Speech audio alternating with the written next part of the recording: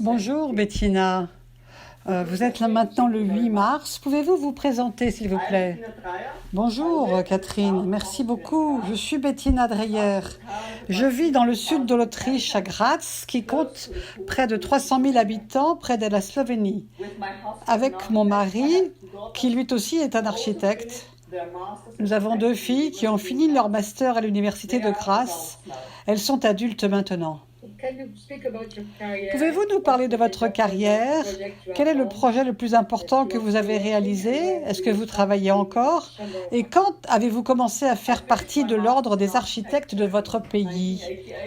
J'ai fini mes études d'architecture en 1998 et j'ai commencé par travailler dans des agences d'architecture pour me faire de l'expérience. Je suis devenue membre de l'ordre des architectes et j'ai ouvert ma propre agence. Mon mari et moi travaillons dans la même agence, mais sur des projets différents.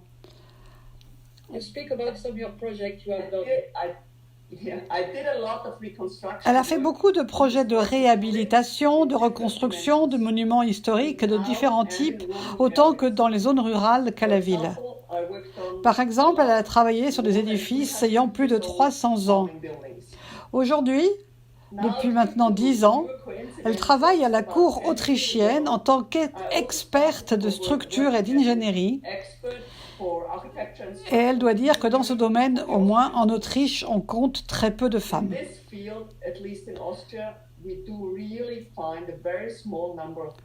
Pour vous donner un exemple, tous les ans, il y a un congrès international en janvier et on peut y compter seulement 8 femmes sur la liste des participants.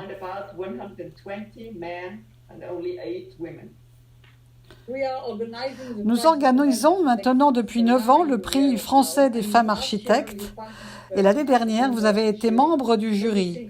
Que pensez-vous de cette initiative? Je pense que le prix des femmes architectes est une merveilleuse initiative qui permet de mettre en avant les femmes architectes et de leur donner la possibilité de valoriser leur travail. Nous, les Autrichiennes, de l'équipe des femmes autrichiennes dont je fais partie, nous sommes reconnaissantes d'avoir pu participer à ce prix à Paris. Merci à vous, Catherine. J'étais vraiment ravie de faire partie du jury cette année, car cela m'a permis de voir le merveilleux travail de toutes ces femmes architectes qui ont participé et de mieux comprendre le fonctionnement de ce prix français.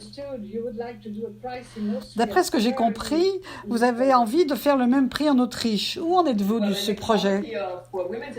Avec le comité des femmes architectes de l'ordre, nous avons essayé de mettre en place un prix depuis quelques années.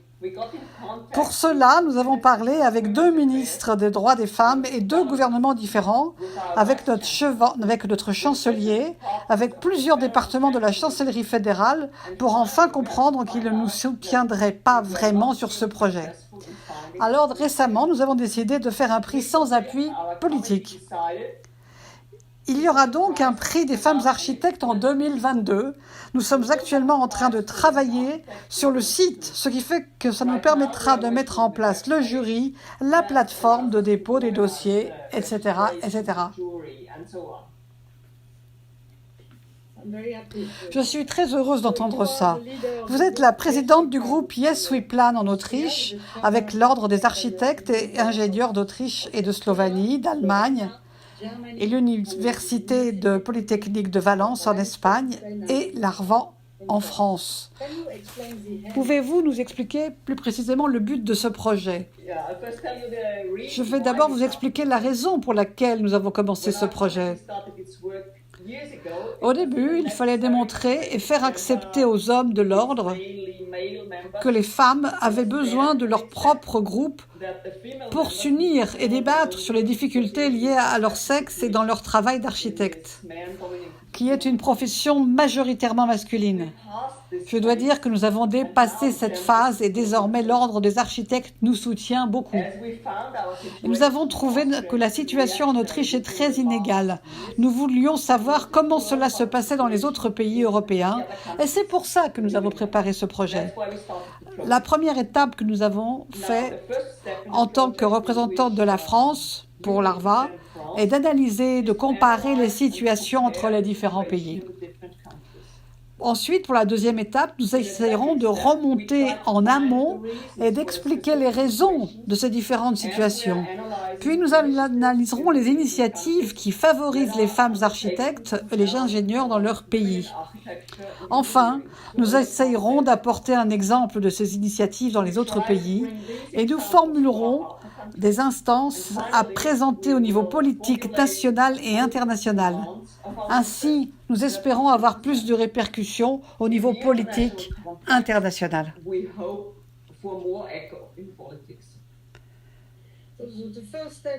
Après avoir fait l'analyse comparative de la situation des femmes architectes et ingénieurs des 5 pays, quelles conclusions avez-vous tirées, si ce n'est pas trop tôt, bien évidemment?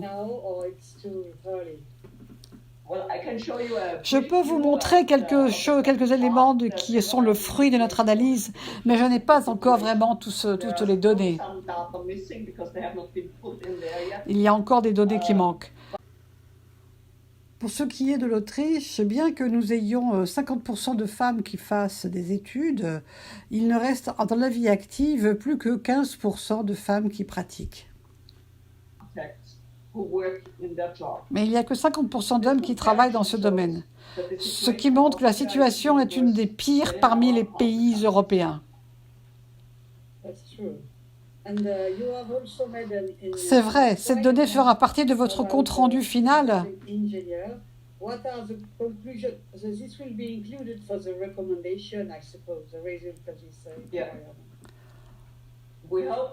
Oui, nous espérons qu'avec toutes les données que nous aurons, nous comprendrons le type de mesures nécessaires pour mener vers plus d'égalité dans notre profession et quel type de recommandations nous pourrons donner.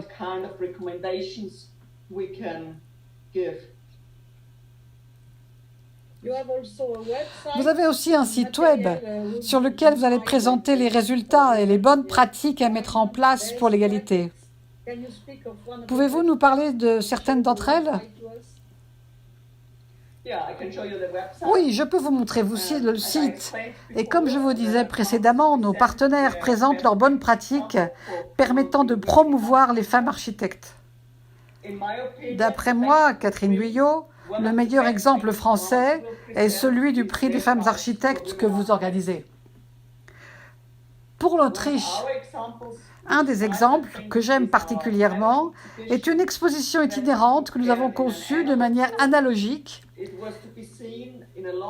qui doit être vue dans de nombreux endroits différents comme Vienne, Graz, Ljubljana et même Istanbul.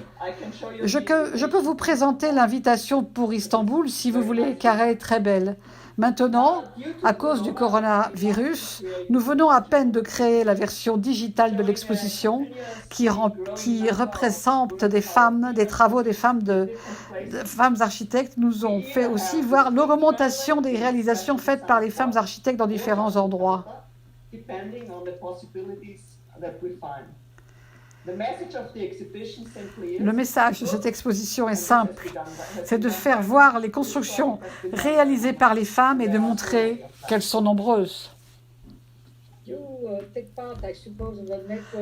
faites partie d'un réseau autrichien avec les femmes de Linz. Toutes les réunions sont passionnantes. Pouvez-vous nous en parler? En effet, tous les ans, nous organisons une réunion. Cette année, c'était à Linz, l'année d'avant à Vienne, et nous organisons des cours. Nous visitons les bâtiments réalisés par les femmes et nous faisons du réseau.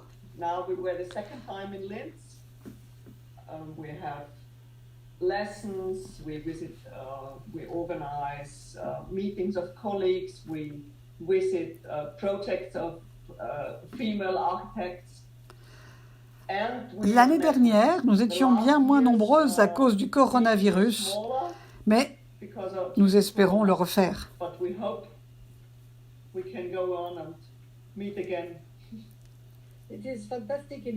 C'est une initiative merveilleuse. J'ai aussi participé à une réunion d'architectes allemandes. Pouvez-vous nous dire 2 mots? Il semblerait qu'il y ait un congrès en juin 2021 à Berlin, n'est-ce pas? Mais oui, je pense que les Allemandes sont très bien organisées. Elles font de grands événements à Francfort. L'année dernière, nous étions vus, et cette année à Berlin. Je pense que si l'on continue à se rencontrer entre femmes architectes de tous les pays, on pourra mieux se connaître et essayer de valoriser les bonnes initiatives de chaque pays, ce qui est exactement l'intention du projet Yes We Plan.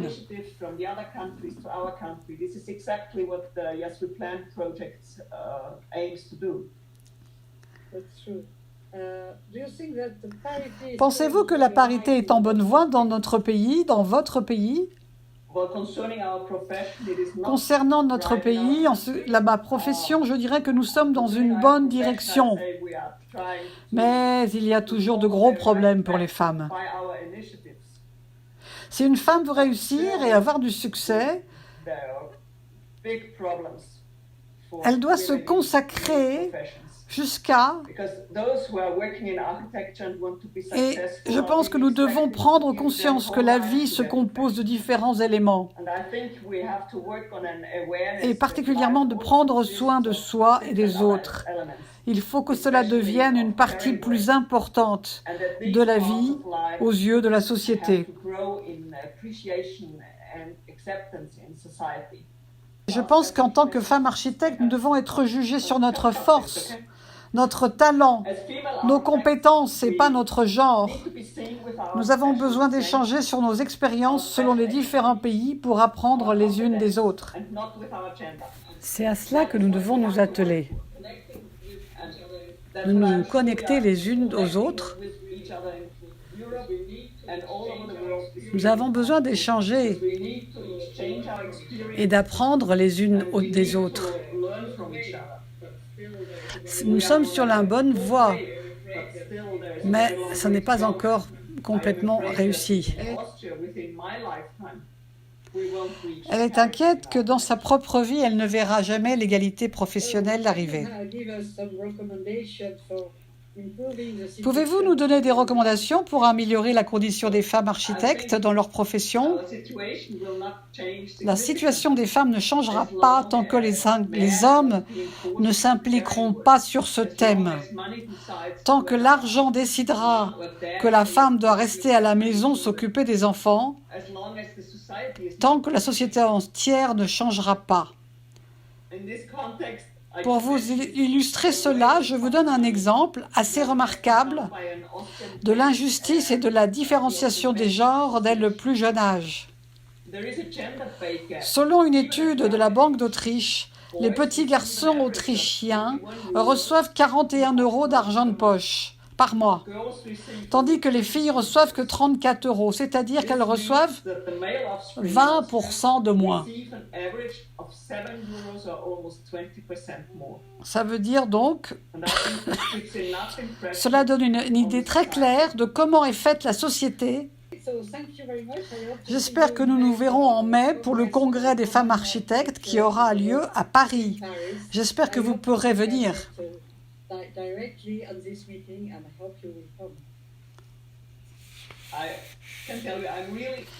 Chère Catherine, soyez sûre que je ferai tout mon possible pour venir.